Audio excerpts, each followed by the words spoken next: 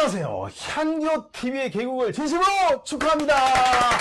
예, 축하드리겠습니다. 예, 와, 향교TV, 향교란 단어, 여러분들 잘 모르시겠죠? 네, 오늘 그 향교TV의 진행을 맡게 된, 저는 KBS 개그 콘서트에서 눈 밑에 다크서클 그리고 개그 들어간 거 했던 개그맨 허둥구단 허동환입니다. 반갑습니다. 네. 자, 향교 여러분들 어떤 단어인지 아십니까? 제가 알기로는 향교는 제가 이렇게 나오자마자 이게 정말 또 멋진 또 빵빠레를 또 울려주십니다. 네. 향교라는 건 전 예전 학교라고만 들었거든요. 저번에 보니까 동네 가보니까 이제 무슨 한옥처럼 이렇게 돼 있어가지고 거기를 갖다가 그냥 향교라고 얘기하기도 하던데, 자, 이런 궁금증들 여러분들 모든 걸 알려드리기 위해서 또 특별한 분 모셨습니다. 바로 우리 경제학 박사이신 손윤 박사님 모셨습니다. 반갑습니다. 네, 반갑습니다. 네. 아니, 역사 박사가 아니라 경제학 박사님이시면 이게 향교에 대한 얘기랑 좀 다르지 않겠습니까? 네네. 네. 보통 사람이 이제 공부를 하면은 옛날부터 문사철이 돼야 되는데 제가 이제 문은 좀 박사까지 해서 됐는데 그 철은 좀 철이 없습니다. 근데 이제 중요한 건 가운데 사자인데 사는 그 많이 배웠다고 배웠는데 제가 생각하는 배움하고 또 우리가 국가에서 가르치는 우리 중고등학교 대학생이 가르치는 역사하고 많은 다름이 있어서 제가 오랫동안 고민하다가 경작을 하면서 사회활동을 하면서 저 향교랑 TV를 만들었는데 이 향교라는 건 이른바 뭐냐면 우리 자녀들이 중고등학교 다니고 대학교 다니지 않습니까? 그렇죠. 고려시대 태조 왕건 때 나라 정부에는 개경에는 그 국자감이 있었고 지방에는 그 향교가 있었는데 향교에서 중고등학교를 가르치는 거 국가에서 국자감은 요새 말하는 서울대 국립대학교입니다. 국자감이 그렇고 제가 이제 말씀 죄송한데 우리 선생님 제가 어릴 때 우리가 서당이라고 많이 배우잖아요. 저희가 그래서 그거 훈장 선생님 나오고 서당 나오고 그러면 서당은 또 어떻게 서당은 아까 이제 향교는 중고등학생을 위하는데 서당은 소학 천점을 가르치죠. 우리 하늘천까지 가마솥에 누룽지 그거를 서당은 동네 사람들이 쌀이나 돈을 모아서 유명한 선생을 스카우트해갖고 요새 말하면 강남서 영어학원 스카우트해서 애들 가르치듯이 일타 강사 불러다가 애들 가르쳐서 좋은 향교에 입학시키려고 하는 겁니다. 옛날이나 지금이나 진학률은 똑같고 그래서 우리 향교는 고려 때부터 있었지만 그 현해 관악 중에서 지방 교육기관인데 중고등학교 교육이고. 근데 향교가 그 학교 중에서 중고등학교다. 요 정도만 알고 있으면 되고, 제가 궁금한 게 또 성균관이라고 또. 성균관은 고려 때는 국자감이라고 했다가 태조유생계가 정권났거든. 서울 한양에 성균관 대학을 만들었는데 그 성균관 대학교가 현재 대학교가 그런데 유림에서 하는 성균관이 있었는데 지금 대학교는 그 간판을 따서 성균관 대학교가 있고 유일하게 대한민국 그 유수한 대학 중에서 유교학과가 있는 게 성균관 대학교 하나라고 저는 생각합니다. 그래서 보통 우리가 자원급제 하면은 그 막 해가지고 이몽룡 나타나고 막 그러잖아요. 근데 거기 성균관을 갈라 그러면은 그냥 아무나 이렇게 시험 볼 수 있는 거예요? 아니죠.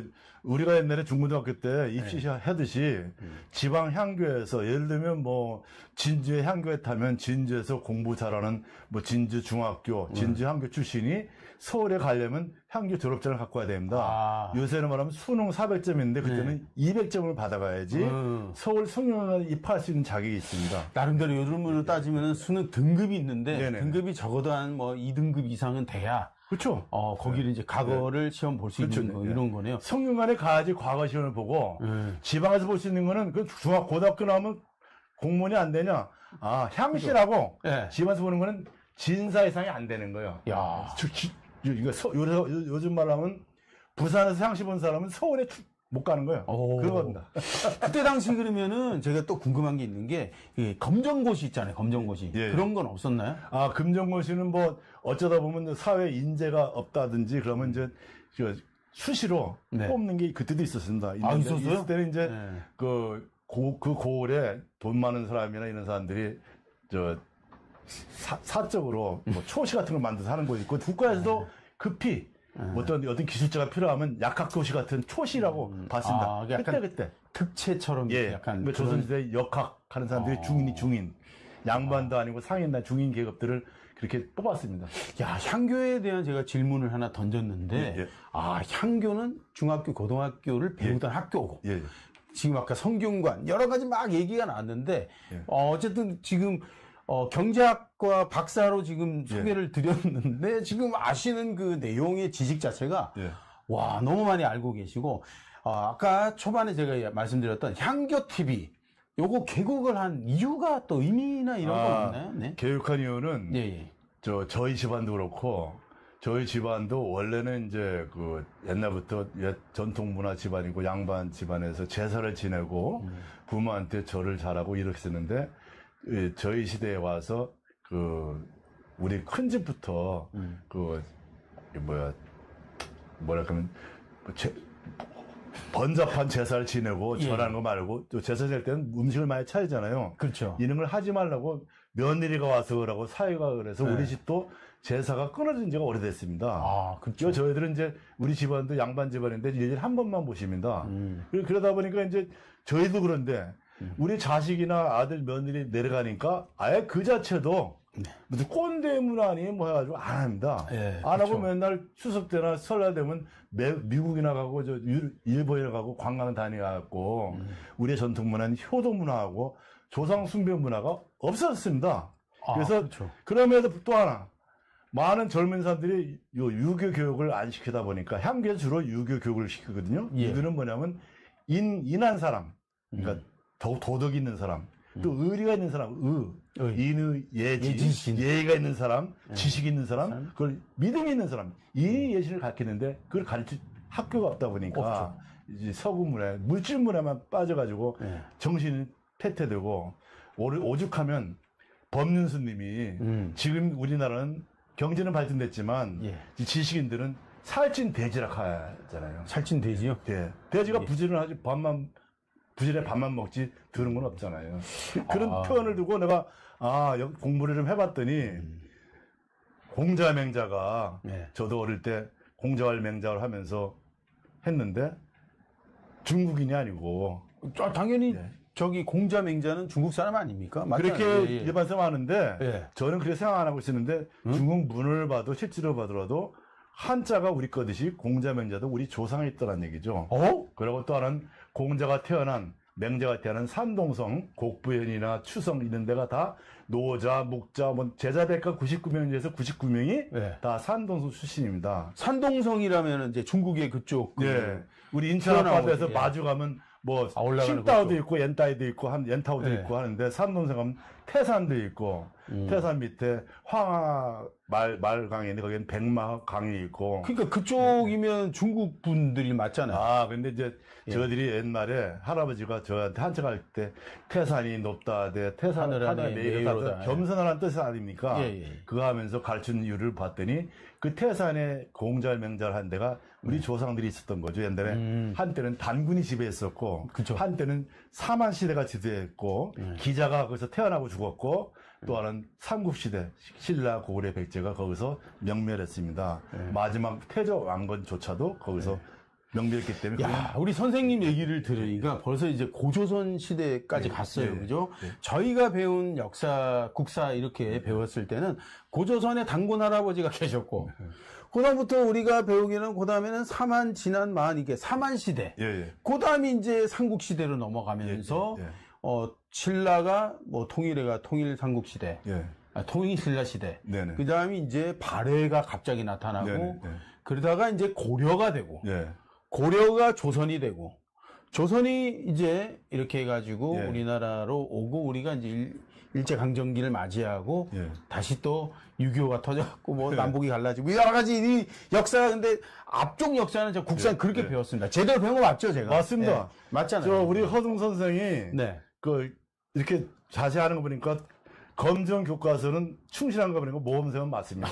고맙습니다. 검정 교과서는 그렇게 돼 있습니다. 칭찬을 또 해주니까 좋은데 중간에 근데 아까도 분명히 말씀드렸지 공자가 당연히 저는 중국사 공자맹자 우리가 기본적으로 공자, 맹자는 잘 알고, 예. 그다음에 뭐 이제 중간에 뭐 순자, 노자, 뭐 이런 분들은 잘 사실 깊이 안 하면 잘 모르거든요. 네네. 그리고 아까 중간에 유교를 말씀하셨는데, 네네. 요즘은 이제 후배들이나 애들한테 너 이런 식으로 했다가는 꼰대 소리를 들어가지고 절대 잘 못하거든요.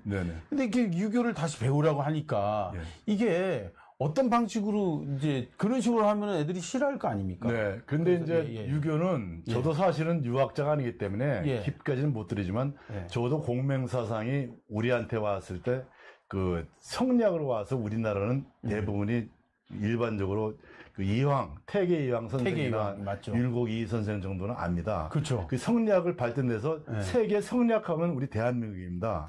근데 현재 중국에 가면은 중국 누구도 어느 지식인도 성리학이 뭔지 모르고 유교는 이제 관광객 모집하려고 공자가 태어났는데 막 사당 만들어서 막 세계 관광용이지만 실제로 공자가 말하는 인의예지를 얘기하는 사람 내가 못 들어봤고 그리고 또 우리 말하면 한자로 그걸 얘기하는 사람 못 들어봤습니다. 중국은 지금 간자체가 돼 있어가지고 한자 문화가 없어졌습니다. 중국 공산당에서. 그걸 왜 그랬을까요? 한자가 중국 거가 아니라 그럼 우리나라 거란 얘기예요? 그렇죠. 무슨 얘기예요, 그게? 그 애비 없이 저 아들 없다고 세종대왕님께서 한글을 만드셨는데 한글은 원래 한자가 만들어지기 전에 이두문자 그런 것들이 향언문자라고 하는데 그것이 그게 있었어요? 갑골문으로 내려온 거는 한자가 됐고 그거는 내려왔다가 우리 세종대왕님께서 머리가 좋으시니까 지편전 학자들을 통해서 백성들이 쉽게 알 수 있도록 그 음으로만 알 수 있게 한글을 만들어줬습니다. 28자. 한자는 뭐 4만자도 넘고 제가 갖고 있는 책자는 8만 5천 자가 있지 않습니까? 그래요. 근데 중국에는 간자체라고 4천 자만 갖고 역사를 가르치니 중국 애들이 동양대사를 알려왔고 우리나라 학자들이 중국 책을 읽을 수가 없지 않습니까? 그래서 한자는 우리 거니까 중국이 안 하고 또 모 대통령이나 시진핑은 저기 당나라 수장에 있던 장안 사람들입니다. 시안 사람, 산골짜기 사람들이라서 화가 어떤지 양장이 어떤지 산동성에는 근처도 안 와봤던 사람들입니다. 옛날 사람들. 그러면은 한자가 그러면 우리나라 말에 더 가깝다는 지금 얘기를 하시는 건데. 가까운 게 아니고 우리 조상이 만들어준 거죠. 그래요? 제가 그러니까 할아버지한테 어릴 때 7살 때부터 천점을 외우니까 지금도 앉으면 하늘천 따지하면 우리 손자가 할아버지 그건 뭐야? 이렇게 대로 비꼬잖아요. 그러니까 여러 가지 하여튼 뭐 얘기를 들어보면은 저희가 말하는 그 삼국시대나 이런 데서는 분명히 이제 그런 어떤 느낌을 못 받거든요. 세종대왕 때 와서나 이제 아까 말했듯이 이제 한글 얘기하면서 한자랑 지금 연관성을 짓는 것 같고 우리나라가 그러면은 그 땅이 예전에 그래요. 고구려 때가 광개통 대왕 때는 저기까지 중국까지 갔잖아요. 네. 그래서 거기 그것 때문에 지금 공자가 우리나라 사람이다 이렇게 얘기하는 거예요. 보통은 이제 우리가 이제 세계 4대 문명 얘기할 때 뭐 다다가지만 메소포타미아, 이집트, 뭐 뭐 인더스강하고 마지막에 황하 문명 하잖아요. 근데 황하 문명의 초기 개척자가 우리 선조들입니다. 그건 엄필신 동이족이라고 합니다. 중국이 아니라 중국이 아니죠. 중국 사람이 지금 있던 그 시진핑에 있는 사람들은 시안은 어디냐면 황하가 가기 전에 왼쪽에 있는 사람입니다. 서쪽에. 황하 서쪽에 있는 사람들이 동쪽을 보고 동이족을 했어요. 그러니까 황하는 왜 동이족했냐면 황하 우측에 있는 게 동입니다. 그리고 동해. 해동문자라고 하잖아요. 그 해자는 황하 해자, 하자를 해자로 보는 겁니다. 해 동쪽에 있는 게 황하, 하 동쪽에 있는 게 해동공자. 그래서 선생님 얘기 들으면은 그러면 중국의 땅의 반띵이 우리나라 거였다는 건데 반띵이 아니고 90%가 우리나라 거 있었는데 90%? 차츰차츰 이제 한나라 때 명나라 때 차지해서 결국은 명나라 때 이제 그 단판을 쳐가지고 중국 땅 대부분을 잃고 고려 때까지 남겨놓은 북경까지. 근데 난 너무 그런다고 치면 너무 억울한 게 왜 우리나라는 그 땅을 못 지켜가지고 그렇게 뺏기고 막 그래요. 모직한 거는 큰 의미는 어떻게 보면 우리한테는 큰 억울함이지만 아시아 전체를 볼 때는 그것도 아니에요. 왜요? 결국은 중국 문화가 중국의 조상을 여기는 그 사망오제라고 있습니다. 우리가 보통 공부할 때는 고등학교 책에 요임금, 순임금 나오지만 중국 책에는 사망오제해서 3의 황제하고 5명의 임금이 다 자기네 왕이락하고 그 밑에 하은지락해서 하나라 우왕, 그 상나라 탕왕, 주나라 문무왕해서 했는데 그게 공자가 쭉 가르치는 우리한테 가르치는데 중국의 조상이락합니다.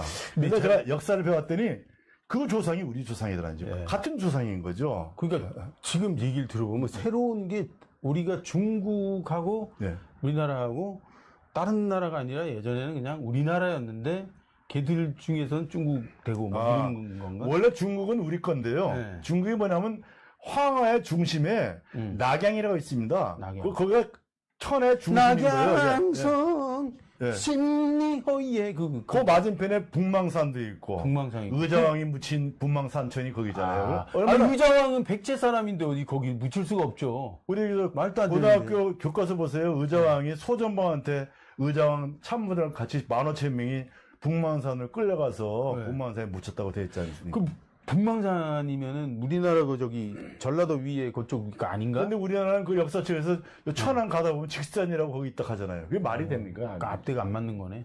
그럼 15,000명을 어떻게 여기서 중국까지 데리고 갑니까? 그 아니 그러면 의자왕의 묘가 지금 중국에 있다는 얘기 아닙니까? 의자왕의 큰 아들 부여풍도 거기 있고요. 거기도 있다. 의자왕이 원래 성이 부여입니다.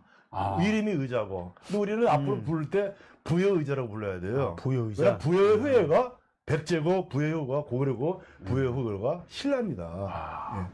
이런 새로운 또 얘기를 하니까 이 향교에 대한 어떤 생각들이 그냥 우리가 그냥 단순하게 중국 문화니까 공자맹자하고 막 그걸 굳이 배워야 되나? 굳이 막 예의 있게만 가야 되나?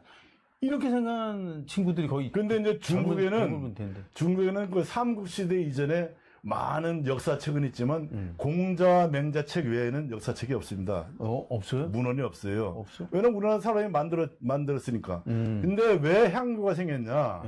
고려가 우리가 보통 아까 검정교과서에는 사만이 있다가 삼국을 통일한 게 통일신라고 이렇게 나오는데 신라가 통일한 건 맞지만 그게 전부가 아닙니다. 반첨은 중국의 반첨은 신라가 갖고 반첨은 발해가 가집니다.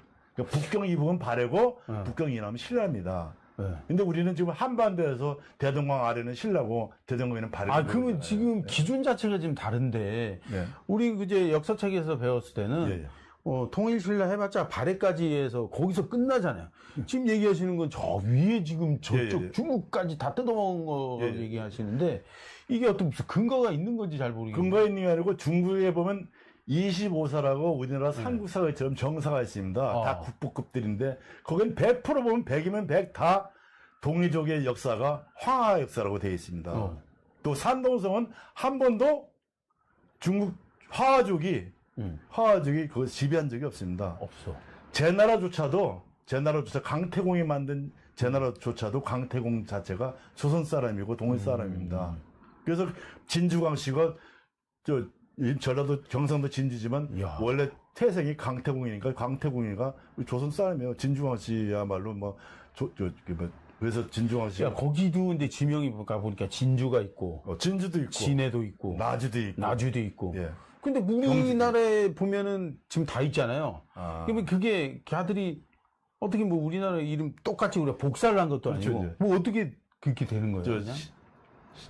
우리가 14세기에 조선이 개국되고 주원장 명나라가 그 인근에 개국됐습니다. 근데 명나라가 태조 이성계랑 담판을 하면서 너희들은 만주 쪽으로 물러가고 나머지는 우리가 할 테니까 이 큰 타협을 합니다. 그 대신 네가 조선을 왕조를 할 수 있게 조선은 명을 줄게. 약간 굴욕적인 걸 했는데 그때는 우리가 뭐 최영 장군이 이성계랑 가서 위화도 해군에 와서 국력이 약해질 때 되니까 그럴 수밖에 없었죠. 약간 그 한일합방처럼. 지금도 중국이나 미국 때문에 우리가 쪽을 못 쓰잖아요. 그렇죠. 쪽을 못 쓰죠. 그런 상황에서 그때는 근데 사실 윤관 씨가 잘 싸워줬는데 우리 조상님이 잘 싸워줬는데 그걸 못 지키고 지금 계속. 근데 보통 우리가 이제 고려를 얘기하면 대표적인 장군이 강감찬도 있고 서희 장군이라고 하는데 보통 외교관이죠. 서희.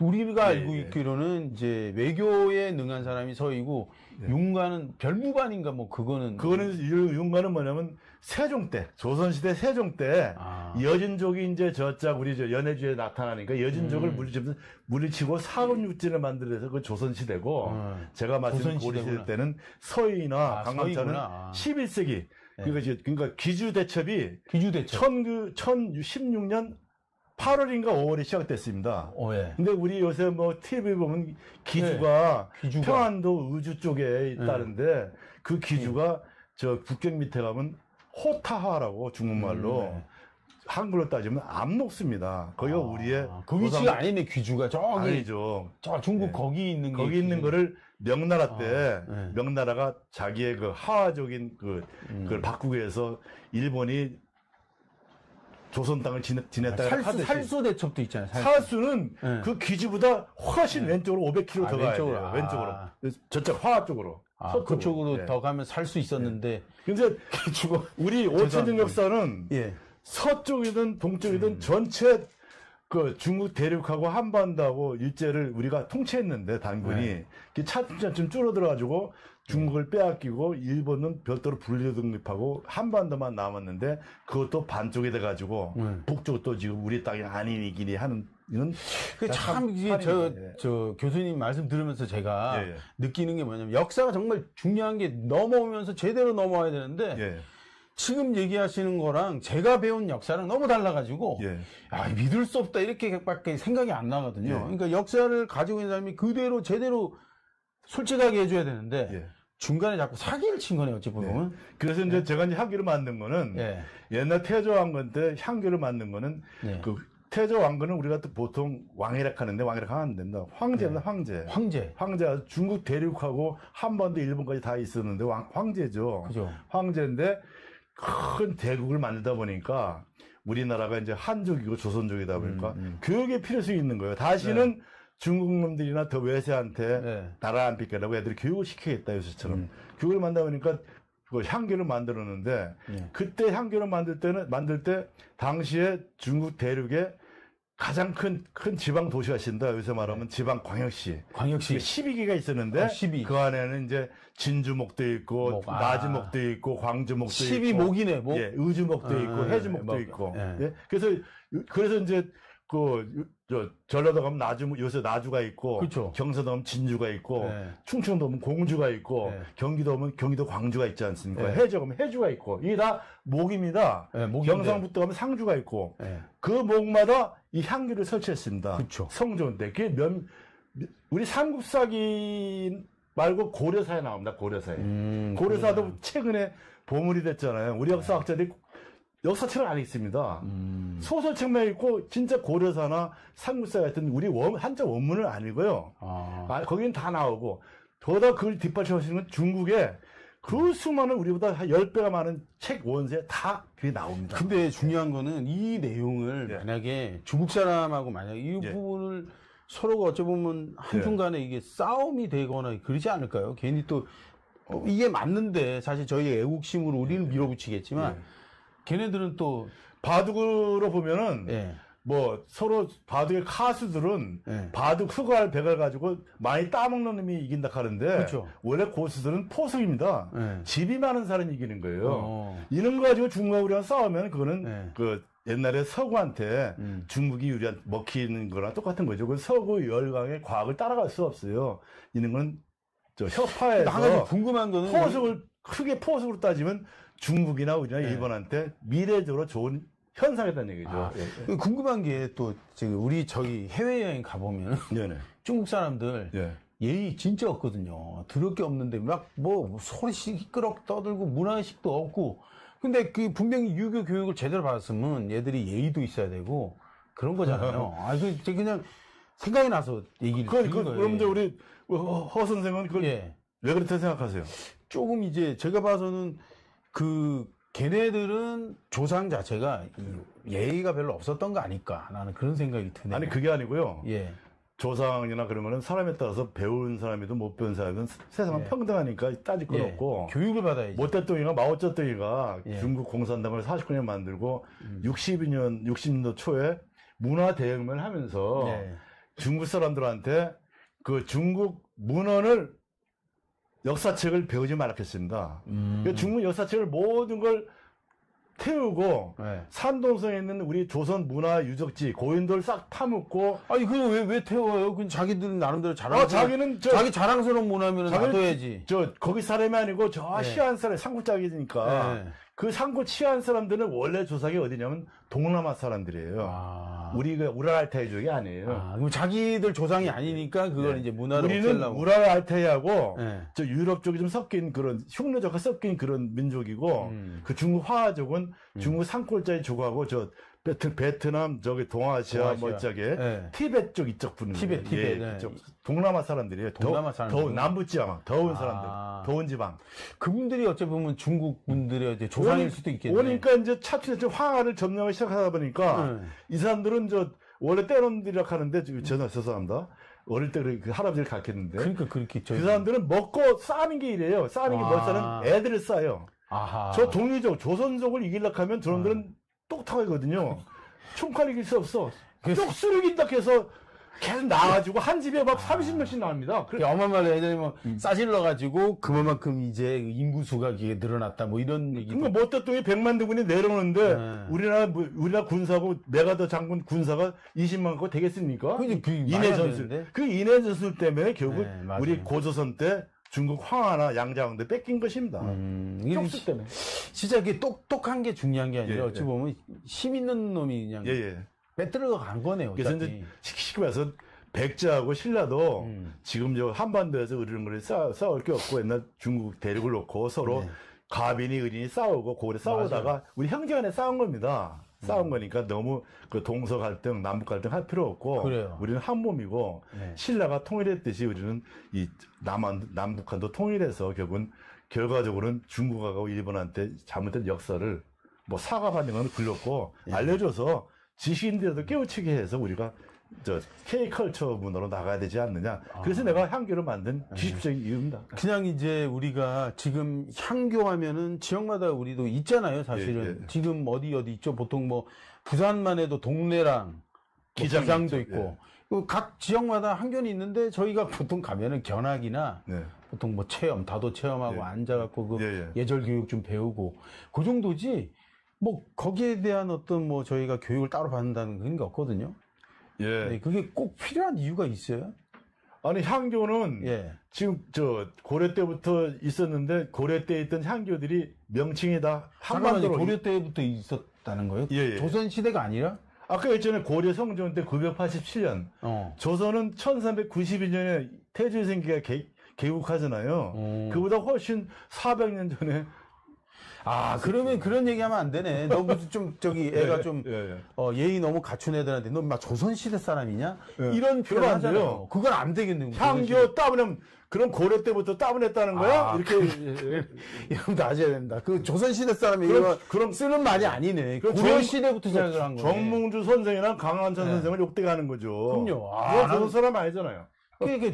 조선시대가 왜 그렇게 욕을 먹어야 되는지 잘 모르겠지만, 그 예의를 바르다. 이렇게 하면 항상 조선시대만 생각을 했는데, 우리의 역사를 뒤집어 올라가 보니까, 고려시대부터 벌써 향교가 있었고, 그렇게 했다 이거. 그리고 아까 또 말씀해 주셨지만, 그 공자 자체가, 난 당연히 중국 사람이라고 알고 있었는데, 그분이 어떻게 쫓아 올라가면 우리나라 사람일 수도 있다라는 얘기는. 그게 아니고요. 공자 어록에 나옵니다. 공자 어록을 계속 보다 보면 나는 원래 그 동이족이다.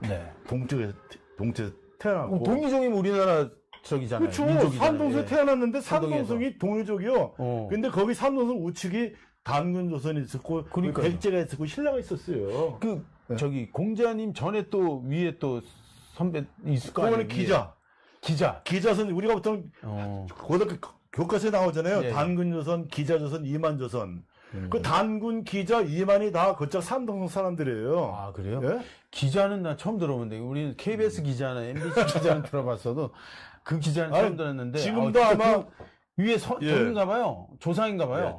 존경하는 세종대왕도 그 역사를 알고 우리 한양에 단군사당 기자사당을 두고 해마다 절하고 예배했습니다. 그럼 이제 공자님도 어차피 기자님한테 어떻게 기자 후예죠. 이렇게 영향을 많이 받아가지고.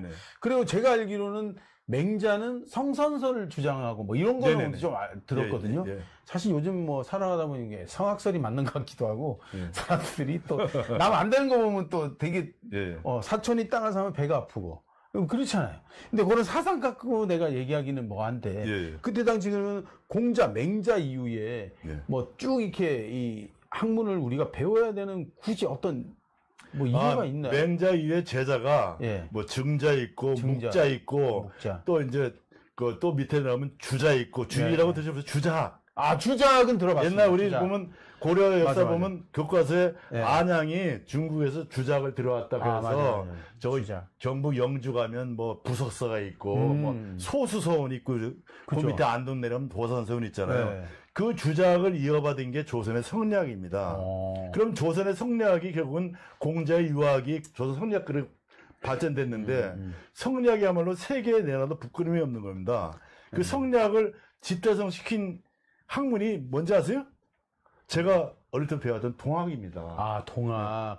그래서 동학하고 혁명하고 나중에 이제 이 뭐 동은 동쪽의 동만 아니고 아까 중국이 우리 해동이라 하듯이 동쪽의 동해 조선의 학입니다. 그게 영향을 쭉 받아가지고 저희가 알기로는 중국의 문화나 그런 어떤 학문을 우리가 그냥 배워갖고 그 사람들이 선구자처럼 와가지고 막 가르쳐주고 이런 줄 알았거든요. 그게 아니라 원래 우리나라 사람이니까 그걸 계속 쭉 지켜오면서 주자까지 이래가지고 연결이 됐다는 그 얘기. 문희준 선생이 목화실 갖다 줬잖아 하잖아요. 가져왔죠. 가끔 자주온 게 아니고 문희준 선생이 서역에서 목화실 갖다가 산등에 뿌린 거예요. 근데 우리는 뭐 목화실 갖다 놓고 어디다 뿌렸습니까? 뭐 잘 안 나오죠. 역사책 보면 장소가 안 나와. 그게 공지입니까? 국민입니까? 아니면 저기 어디 황해도입니까?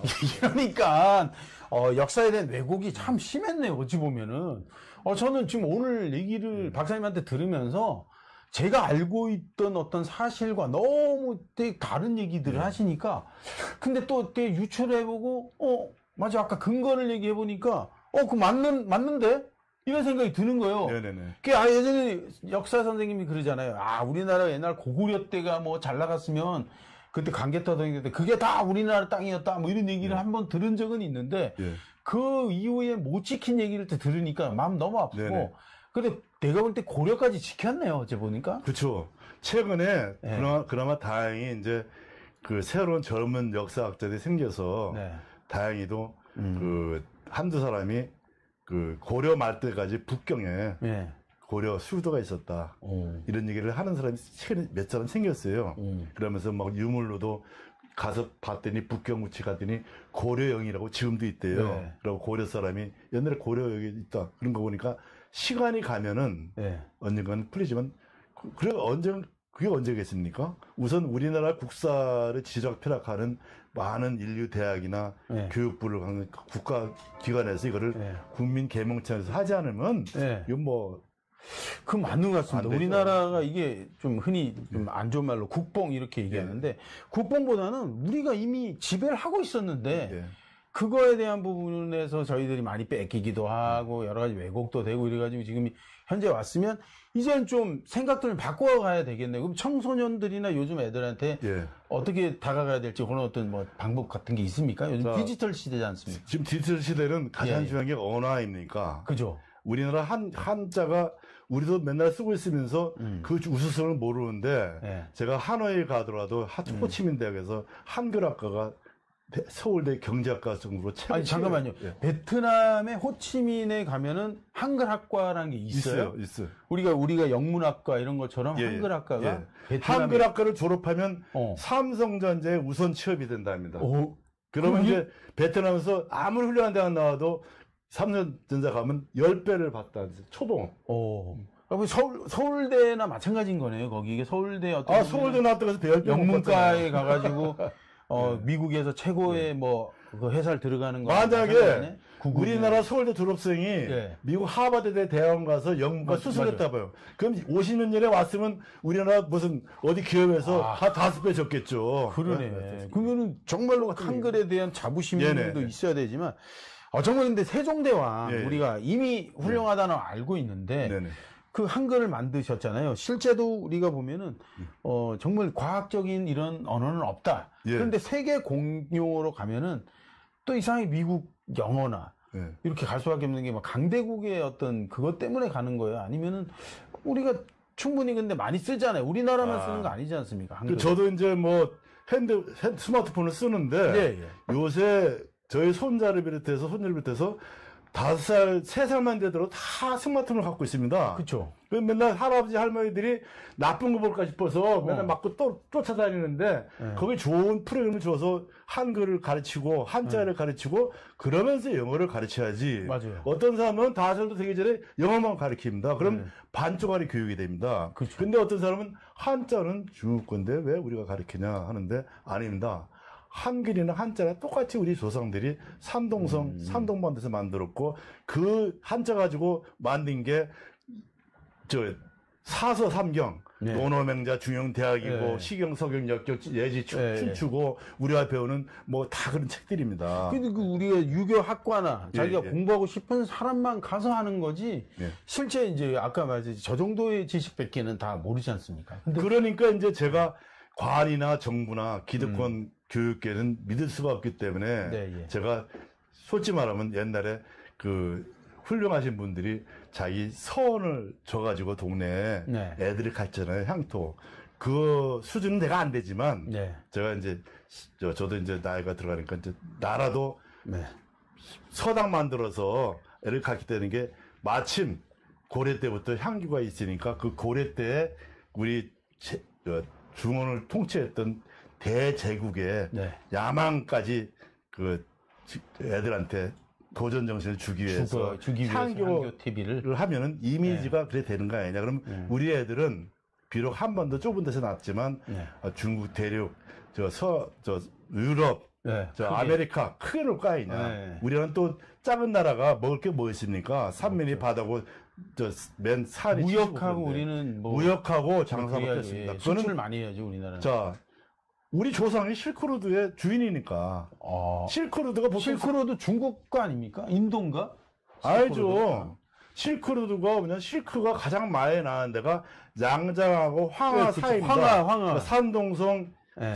안희성, 그 강소성. 거기가 왜냐면 강이 있고 뜰이 없기 때문에 맞아요. 좀 따뜻해야 이게 네. 실크가 나요. 그러니까 동이족인 우리나라가 그렇죠. 거기가 집산지요. 원래 실크로드의 주인이다. 원래 뭐 이런 중국 얘기네. 애들은 근데 띵와 왕서방 예. 항이 뭡니까? 비단의 장수 왕서방이잖아요. 비단 장수 맞아. 왜 왕서방입니까? 비단 고려 때 왕자들이 잡았잖아요. 그 왕서방인데 왜 근데 우리나라 사람들은 왕서방. 내 보면 짱깨하는 사람들을 비하했어요. 짱깨하는 사람 중국 사람을 비하면 안 됩니다. 왕서방이 우리 조상이에요. 아, 조상이에요? 예? 와, 예. 그럼 왕만두는 또 다른 건가요?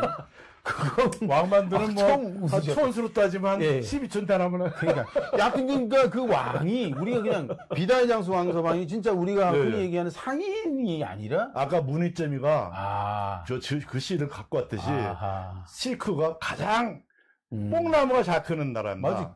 그래서 이제 일본의 한자 이름이 일본이 일본은 뭡니까? 해 입자 아닙니까? 네, 예. 해 뜨는 근무한 나라인데 일본을 다른 말하면 중국 한자로 따지면 부상이란 부상. 부상.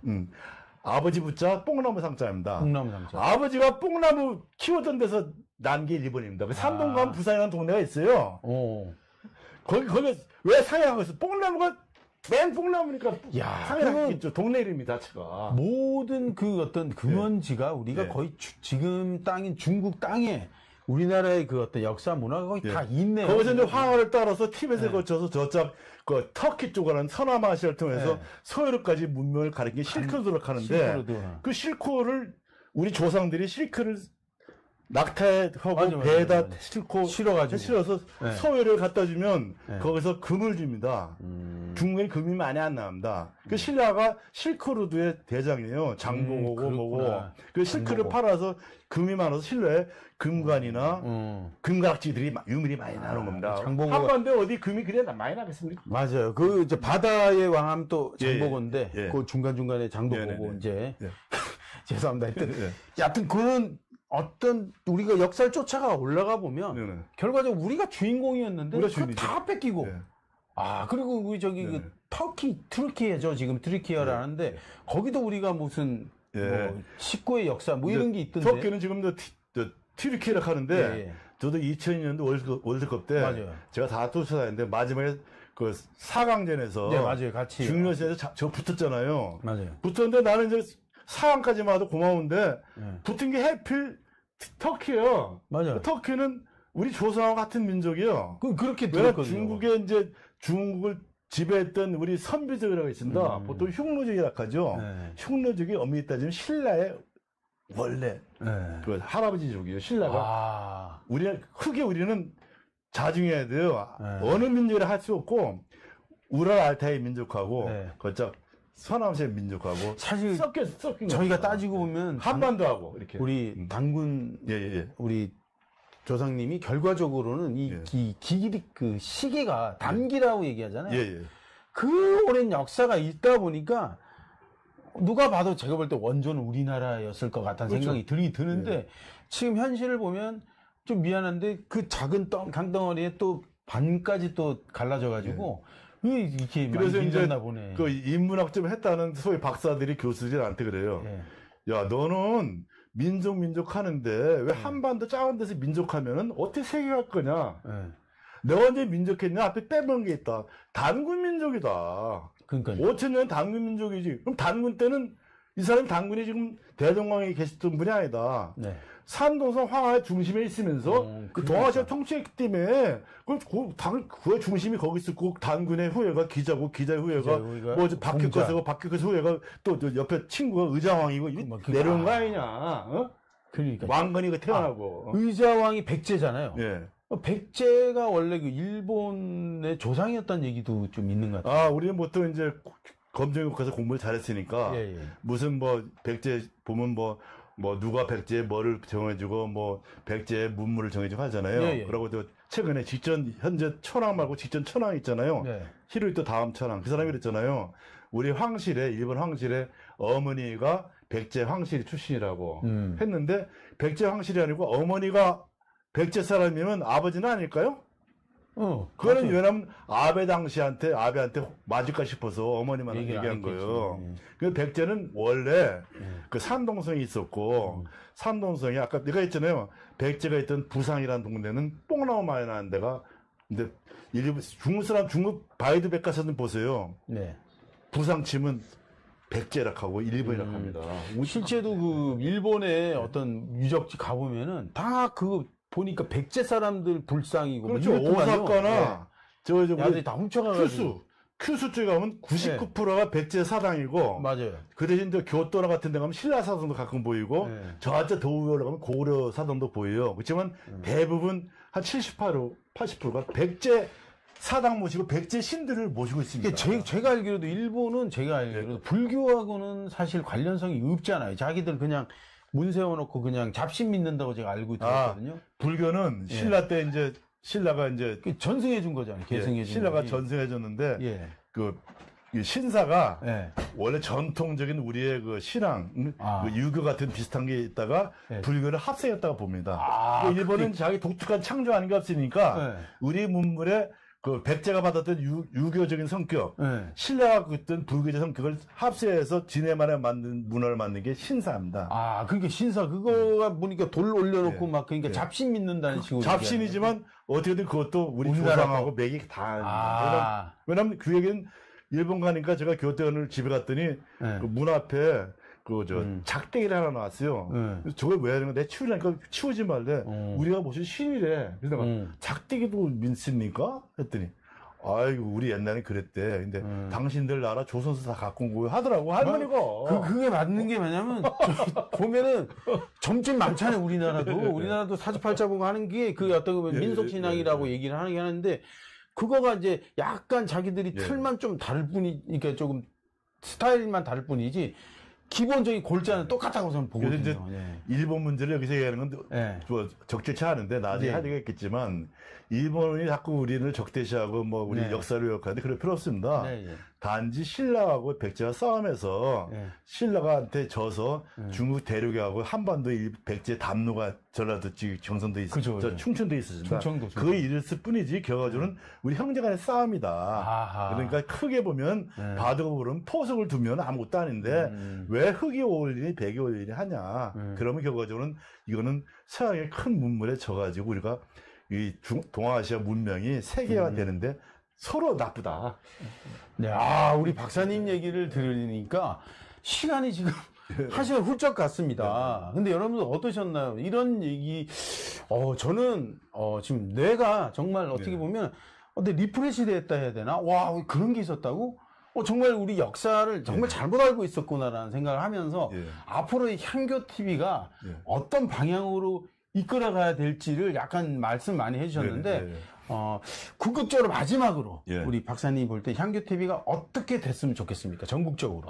저는 향교TV가 지금 제가 뭐 아는 바에는 성균관에서 나온 유학 자료에 보면 전국에 남한의 향교가 234개 있답니다. 그렇게 많아요? 근데 그거 있는데 다 지금 뭐 쉽게 말해서 다 텅 비어 있고 전교라고 한 분씩 계시는데 그 전교조차도 아무 지식이 없는 동네 사람 시켜가지고 통화만 되는데 국가에서 그 땅을 어떻게 할 수 없으니까 문화재인데 활용할 방법이 없습니다.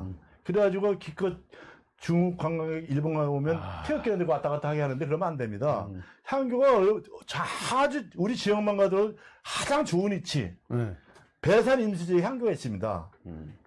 그 박사님의 말씀은 결과적으로 그런 걸 활용해야지. 그런 장소를 죽이지 말고 정말 교육을 계속해서 살려서 향교를 살려서 전국 각지마다 그래서 어릴 때부터 우리가 그런 교육을 받으면서 어떤 우리나라의 자부심도 가지고 여러 가지 그래서 이제 향교TV를 통해서 향교가 많이 발전이 돼서 전국적으로 앞으로도 우리 젊은 세대 그러면 이제 향교가 이제 그렇게 이제 발전이 돼야 되는데 많은 향교를 관리하는 데가 지자체입니다. 그렇죠. 지방자치단체 시군수는 그걸 관리할 방법이 없어요. 왜냐하면 다 모든 거는 교회와 사찰이 차지하고 있으니까 방법이 없어. 근데 향교를 알려니까 이건 사람들이 왜 중국 거를 또 우리가 배우냐 이렇게 얘기해. 내가 그거는 논리가 잘못됐다. 다음부터는요, 그 중국 걸 배우냐 하시는 분은 향교TV 꼭 보시라고. 거기 보면 나와 있으니까. 서울에 사는 내가 고향에 있는 향교, 고향 짱이니까 향수를 절인 고향의 향교를 키우는데 지자체 일하고 같은 거 아닙니까? 그거 키우는데 왜 지자체 돈을 쓰고 하면서 무료하게 헛되이 쓰고 있어요. 잘 보셨죠? 그 지금 말씀드렸듯이 그 잘 활용을 하셔가지고 정말 우리나라의 소중한 것들을 정말 더 발전시키고 정말 우리 또 젊은 세대가 정말 그 이제 건강한 생각을 가질 수 있도록 역사관을 제대로 가져갈 수 있도록 앞으로도 향교TV는 열심히 또 노력할 것 같습니다. 오늘 그 긴 시간 동안 너무너무 수고 많으셨고요. 이 향교TV를 시청하시려고 그러면은 콜TV 가셔가지고 채널 몇 번? 50번? 앞으로는 50번이 될 예정인데 예정인데 지금 제가 스튜디오를 만들고 있습니다. 여기는 제 개인 사무실입니다. 그래서 채널이 몇 번이 되면 저희가 다시 한 번 더 알려드리도록 하겠습니다. 오늘 긴 시간 동안 여러분들 들어주셔서 감사드리고요. 너무나 멋진 또 얘기들 앞으로도 계속 찾아갈 테니까 여러분들 이건 구독, 좋아요 이런 건 이거 없어요. 없어요? 여기는 이제 앞으로 저희들이 이제 전국하고 세계하기 위해서 다른 플랜이 있는데 그건 나중에 별도로 발표하고 제가 뭐 구독, 좋아요 그런 거에서 뷰에서 올려서 돈 벌자는 게 아니고 자, 그러니까요. 저기 선생님의 마음이 그만큼 순수하기도 하지만 대신 많이 알려야 되기 때문에 디지털 시대 아니겠습니까? 그래서 이제 향교TV는 그 콜TV에서 채널을 저희가 틀어드리고 또 유튜브로도 아마도 시청을 가능할 수 있게끔 저희들이 만들어 놓을 테니까 여러분들 많이 또 찾아가셔서 시청도 많이 해주시고 사랑 많이 해주셨으면 좋겠습니다. 자, 향교TV 앞으로 개국 축하드리면서 많은 얘기들 들려주실 거를 기대를 하도록 하겠습니다. 또 마지막으로 저를 봐서는 구독, 좋아요 안 할 것 같은데 오늘 허동지동 선생을 보면 구독, 좋아요 할 것 같네요. 오늘은 뭐 듣느라고 고맙습니다. 저 허동을 봐서라도 많이 오셔가지고 정말 애국심 다른 거 없습니다. 향교TV 보시면은 그냥 생기실 것 같습니다. 고맙습니다. 감사합니다.